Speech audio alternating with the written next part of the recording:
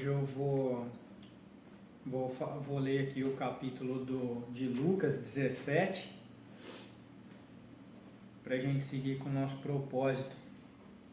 Então, o pecado, a fé e o dever. Jesus disse aos seus discípulos: é inevitável que aconteçam coisas que levem o povo a tropeçar, mas aí da pessoa por meio de quem elas acontecem. Seria melhor que ela fosse lançada ao mar com uma pedra de moinho amarrada no pescoço, do que levar um desses pequeninos a pecar. Tomem cuidado. Se o seu irmão pecar, repreenda-o. E se ele se arrepender, perdoe. Se pecar contra você 7 vezes no dia, e 7 vezes voltar a você e disser: estou arrependido, perdoe. Os apóstolos disseram ao Senhor: aumenta a nossa fé. Ele respondeu: se vocês tiverem fé do tamanho de uma semente de mostarda, deverão dizer a esta amoreira: amarre-se e plante-se no mar, e ela obedecerá. Qual de vocês, que tendo um servo que esteja arando ou cuidando das ovelhas, lhe dirá, quando ele chegar do campo: venha agora e sente-se para comer? Ao contrário, não dirá: prepare o meu jantar, apronte-se e sirva-me enquanto eu bebo. Depois disso você pode comer e beber. Será que ele agradecerá ao servo por ter feito o que lhe foi ordenado? Assim também vocês, quando tiverem feito tudo o que for ordenado, devem dizer: somos servos inúteis, apenas cumprimos o nosso dever. Então, o que eu peço, que Deus aumente a nossa fé.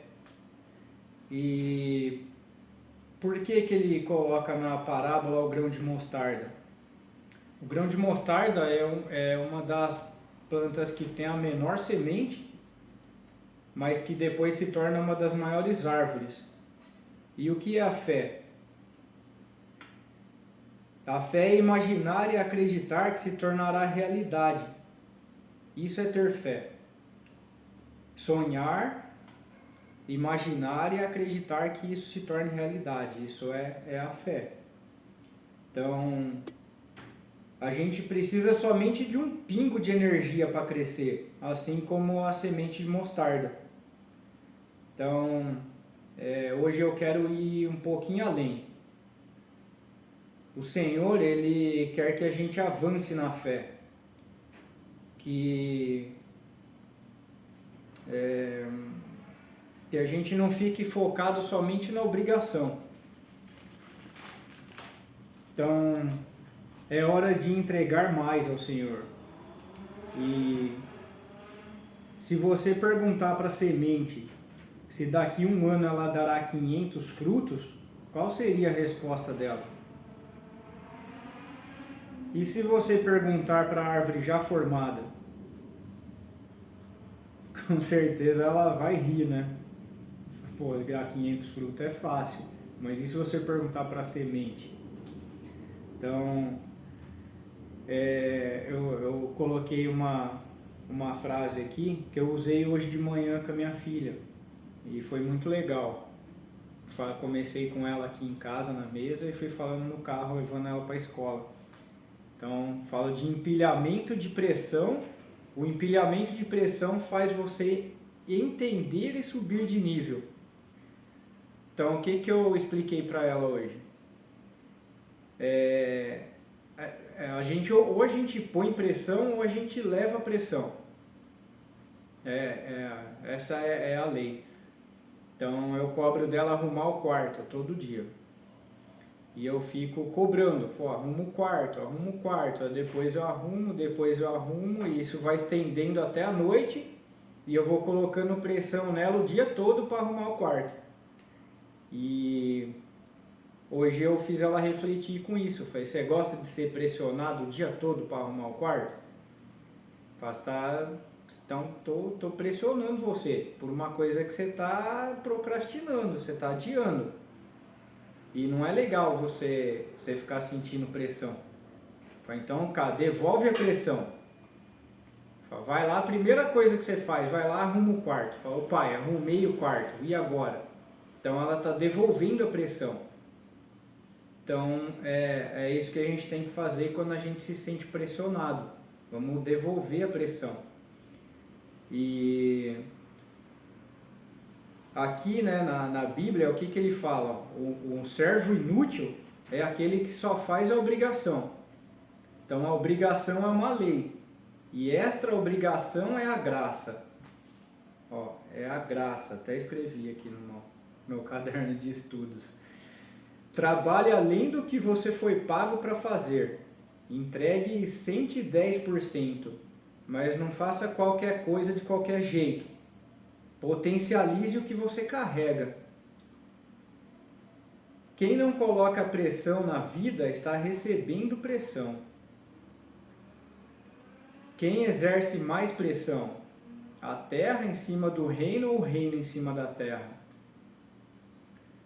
Então, se você está sentindo pressão, devolva essa pressão, do jeito que eu ensinei a minha filha. É mais fácil, às vezes, ensinar criança do que adulta, né? Então, se você não dominar, você vai ser dominado. E não dá para ficar no meio termo. É mais fácil a gente fazer errado e mal feito, porque não tem pressão, a gente não sente pressão em fazer coisa errada. Então, por isso que é bom entender a Bíblia. Quando você entende os ensinamentos de Jesus, você vai sentir a pressão. E aí você quer devolver a pressão. E eu estou devolvendo hoje. Estou entregando meus 110% para libertar uma pessoa que esteja precisando ouvir isso. Então, o perdão.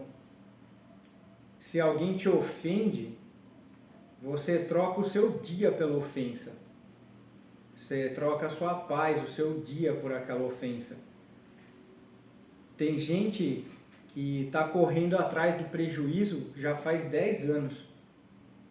Então é 10 anos de atraso na sua vida.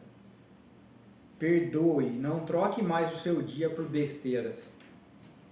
Não dê mais dos seus dias e da sua paz. Não pague a um tolo mais do que ele merece. Então repete comigo. Não pago mais do que um tolo merece. Não pago mais do que um tolo merece. Eu preciso viver perdoando só até você entender do reino. Depois não precisa mais perdoar ninguém. Mas como assim? Como assim? Essa é a pergunta.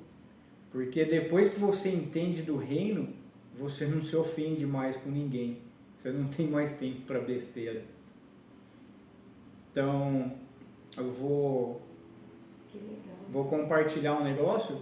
A primeira coisa que as pessoas falam, pô, mas você, Marcela, agora virou santo do dia para a noite? Você fala, não, aí eu sinto dizer que Jesus está na Bíblia, e Jesus ele raramente chamava um religioso, ele chamava os pecadores. E Jesus ele usou de muitas pessoas para me chamar. Então, eu vou citar algumas pessoas que eu acho legal falar. A Patrícia, do Casa Grill, Jesus usou ela para me chamar. Ela falou que eu tinha um propósito. O Spadoni, da barbearia,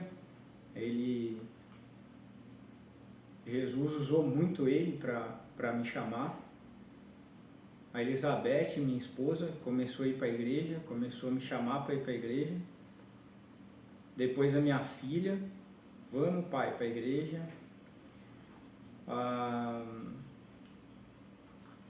A Ana e o Rodrigo, casal que foi em casa, que foram falar para mim da graça de Jesus. E depois que eu fui conhecer a igreja, eu conheci o bispo, o André, foi muito importante na minha vida. O Lê, que tem conversado bastante comigo e me ensinado muita coisa. Jesus tem usado todas essas pessoas para me chamar. Então, o que eu falo hoje para vocês, né, reflitam sobre essa palavra, e o que eu falo aqui para minha esposa todo dia, fique atento aos sinais. Então, quando a gente não escuta a voz do Espírito Santo, eu não ouvia a voz do Espírito Santo porque eu não estava amadurecendo o meu espírito, Jesus estava usando as pessoas para me chamar.